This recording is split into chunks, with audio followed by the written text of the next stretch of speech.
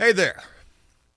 Sorry I've been away. I've been working on a job that has been absolutely brutal as of late. Massive exterior repair and painting job on $1 million home, 5,000 square feet. Having to reach areas that are over 40 feet tall with a 40-foot ladder. Crazy. Hey, I wanted to share some Diddy news that I ran across that I found really interesting. You guys probably already know about this, but I definitely wanted to touch on this. Probably a horrendous analogy giving who we're talking about. Diddy, touch on. Anyways, Diddy's release date has just been made public. Set to be released from prison on May the 8th, 2028. But there's also a possibility that Diddy could get like a year off of his sentence if he completes a drug program at whatever prison that he ends up at. I talked about this previous where Diddy was trying to get to Fort Dix, another interesting play on words considering who we're talking about here. But I guess one of the reasons why Diddy wanted to get to this particular federal prison is because they do offer the RDAP program, the Residential Drug Abuse Program in the federal system. And if you're lucky enough to get it and graduate from it, it's something like a year off of your sentence. Diddy is still being held at the jail in New York. He has not been transferred yet, which I find somewhat unusual, given the fact that this is a celebrity individual that you would imagine would be shipped off quickly. And also in the feds, once you receive your time, you're pretty much gone. It's not like a state system where they got to wait on available bed space for you. The feds, they can ship you all the way across the country to Timbuktu or Alaska if they want to. So why is Diddy still being housed in this jail in New York? I find that to be a little bit strange. I also want to mention Fort Dix again, the place where Diddy wants to be transferred to, and how I said that I don't think it's going to be likely that he ends up there. And then I began to talk about diesel therapy, something that the federal system denies even exists, but it absolutely does, because plenty of people have come out to speak against it or about it who have actually gone through it. And diesel therapy refers to when the feds put your ass on a bus, train, or plane and ship you all across the country for upwards of a year. But in most cases, it seems to be only a couple of weeks or maybe a couple of months. They do so to keep you without mail visits and phone calls, because it takes a little while when you're in a facility to get a PIN number granted and issued to you. When you're in diesel therapy, you are cut off and alienated from the world. Your only sense of communication with the outside world could come at the mercy of a prisoner offering a three-way. I think back to the time that I served in the state system and all of the many different jails that I've been to. When you get that phone call, hello, you have a collect call from J Smooth or J Money, whatever I was referring to myself as. This call could be monitored and recorded. I think about in the federal system how much more likely that is to take place. So trying to give somebody a three-way call could jeopardize your phone ability and privileges. So again, to say while in diesel therapy, you're probably not talking to your family, loved ones, and nobody has any clue where you're at. Diddy's release date at this point is May the 8th, 2028. But again, he's still in the jail. I think that when Diddy gets shipped off to prison, he's got a very high likelihood of ending up in diesel therapy, just because that's kind of what the feds seem to do on a regular. I actually thought that it was something used as a punishment or a disciplinary measure. And again, it's something the feds deny even exists. But the more research that I've done on this, I actually think that it's something that happens quite often with most prisoners in transport. And though diesel therapy is pretty much non-existent in the state system, it still kind of takes place to a certain degree, at least in the form of when you're being transferred from a jail to a prison, like in Virginia. It probably is like this in many other states as well. Virginia is a relatively decent-sized state. It's not the biggest state. It's not the smallest state. Imagine a state like Texas or California, which is massive. When you're getting shipped from a jail to a prison, just imagine how long those bus rides are. The longest that I've ever been on a transport ride for was probably something like 6 to 8 hours, but there's 10 and 12 and 14-hour bus rides. So In the state system, diesel therapy can take place to a certain degree where you're limited with your ability to be able to use the restroom. Do you know that on prison buses, they actually have a restroom? It's like a hole in the floor that you're just going to piss down. It's like a freaking trough. While in transit, stand up, be shackled to the floor, and take a piss. What if you got a dookie, though? That's a crazy thing to think about. You're going to shit yourself. So yeah, that's the big news story right now, is the date of Diddy's release from prison revealed. Like it was some magical secret or something that maybe a lot of people wanted to know about. He was sentenced to 50 months. The feds sentence you in months versus years. I don't know why that is neither. You're going to get 360 months. Holy shit. How many years is that? If anybody knows why the federal system sentences prisoners in months versus years, please comment down below. I'd love to know. But yeah, he was sentenced to 50 months, roughly 4 years in prison. And he's still sitting in the jail waiting to be transferred. Now, let's go back to Diddy's sentencing. Diddy was praying before he went up into the courtroom. He attempted to write a letter to the judge asking for forgiveness. None of that seemed to help him. And I guess something else that Diddy tried to bring to the judge's attention. I don't know whether this is true or not or just some make-believe shit.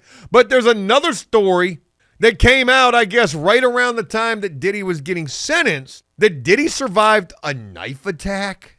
Now, I'm seeing conflicting stories in relation to this alleged incident. Most of the stories that I saw said that Diddy said that when he went up into the courtroom, he had made mention of somebody held a knife to my throat, that he woke up from sleep with a knife to his throat.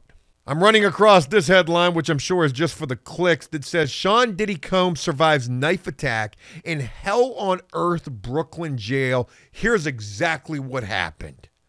Well, this story doesn't share much more than the other stories, saying that there was a friend of Diddy's or some associate who said that Diddy told them that this took place. I thought that he had mentioned this going up into the courtroom. They said Sean Diddy Combs was attacked in his Brooklyn jail cell by another inmate who held a makeshift knife to his throat. It's called a shank or a shiv or a poker. Any other names for that makeshift knife that you can think of? According to his friend Charlucci Finney. According to Finney, Diddy woke up in the middle of the night to find a knife to his throat, but the attack was likely meant as intimidation, not an actual attempt to harm him. Finney added, he woke up with a knife to his throat. If a guy had wanted to harm him, Sean would have been harmed. It would only take a second to cut his throat with a weapon and kill him. Finney also said, it was probably a way to say next time you ain't gonna be so lucky. Everything is intimidation, but with Sean, it won't work. Sean is from Harlem. This story sounds cockamamie as all get out to me, just to be honest. You know, that's the type of shit you see on like the TV show Prison Break. A guy wakes up in the middle of the night with a knife to his throat in prison and nothing else happens. Usually, the next thing to happen is some ass is getting taken. Them cakes, them cheeks is getting busted. Isn't that what Big Herc used to say all the time? They clapping your cheeks up in there, and maybe that's what happened. Maybe we're just expected to read between the lines. Maybe Diddy gave it up freely. Maybe this knife attack turned into a Diddy party after all. Who the hell knows? They said that everything is intimidation, but with Sean, it won't work. Sean is from Harlem. None of that shit matters. Buddy, if you're going to wake up with a knife to your throat, you really ain't got no wins. How you going to fight yourself up out of that situation? Have you seen those videos on the internet where they try to show you like how to fend off a gun? Like if somebody's holding a gun to your head, you're supposed to, yeah. And then the next thing you know, the background is like the pearly gates and you're in heaven. How that shit don't work? Yeah, you really ain't got no win in that situation, and nobody's going to really risk doing something like that unless there's an end game.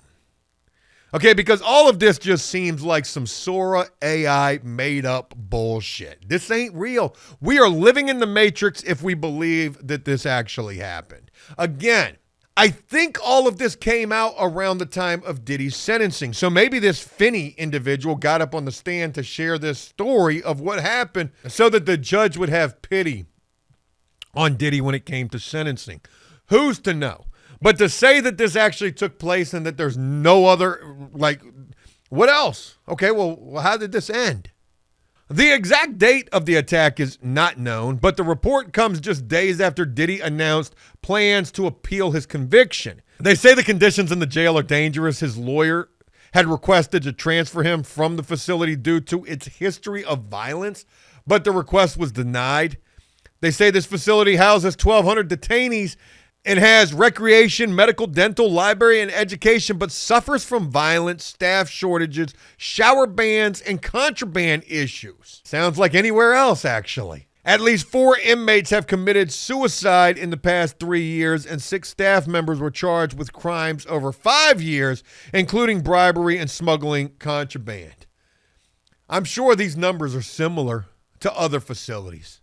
Diddy's team wanted him to await trial under house arrest at his $48 million Miami mansion, but the judge said he was a flight risk. The attorney for Diddy said it's a very difficult place to be an inmate. They said he's only got an 1.5-inch thick mattress, no pillow, and an 8 by 10 foot cell that I can assure you is disgusting. Where is the conclusion to the knife story? There does not seem to be one. All there is an incident where allegedly Diddy woke up with a knife to his throat. Did he wake up and the knife was to his throat? And they made eye contact and maybe a couple of grunts. Some barbaric type shit. And then Buddy just kind of backed off with the knife a little bit and kind of like disappeared into the night with the knife. Yeah, you better sleep with one eye open after some shit like that takes place. Tell you what I'm going to do. If I wake up in the middle of the night in jail or prison and I got a knife to my throat and Buddy just walks up out of there, that lets me know he a bitch. He bitch made. And I'm going to go get the biggest prison weapon that I can find. I'm going to try to take the whole sink, toilet, commode, the 5-in-1, the stainless steel throne, the Harley Davidson, the whole shitter off the wall, and I'm going to try to stuff that bitch in a sock. I'm going to try to beat you to death with that shit. Wake me up out of my peaceful sleep in jail or prison. Sometimes you get the best sleep you ever had on one of them 1.5-inch thick mattresses. I shit you not. You know, yeah, it might suck to wake up or to go to sleep knowing that you're locked up. But don't get me wrong, sometimes,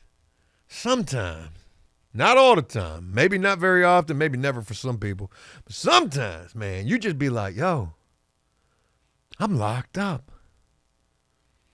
I'm saying though, man, I ain't got to worry about, and this is if you ain't got no family neither. But if you're just a single guy, young, I ain't got no bills. I ain't got to worry about going to work. I mean, I got an excuse now. To a certain degree, that shit could be like a little mini vacay. But anyways, you wake up in a situation like that, man, hey, and don't do nothing. Hey, you better go get every bar of soap that you can find and stuff that shit in a freaking sock and mollywop the dog piss out of that dude. Take that knife and put it to his throat. Better do something.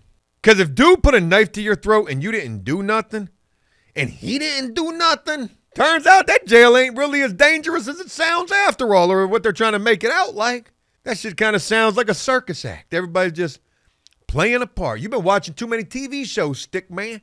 Bing bong. I am the captain now. Anyways, hey, just wanted to share this information with you, whether you've heard about it or not. I wanted to offer my 2 cents on the situation. I think that it's all made up. Like most of everything else we're seeing on the internet these days, you don't know what's up or down or what's even real anymore. I think Diddy's going to end up in diesel therapy. I think it's going to be a little while before he ends up wherever he's going to end up in. But I think he's going to end up somewhere like Kalamazoo. I don't even know if that's a real place or not. But I don't know necessarily that he ends up in Fort Dix in that drug program that could shave a year off of his sentence. We'll just have to wait and see. Hey, look, I hope you enjoyed this video. And if you did so, please leave a like and a comment letting me know exactly what you think. And as always, until next time, enjoy life, the free world. Never take a moment for granted and make the most of every day. Peace!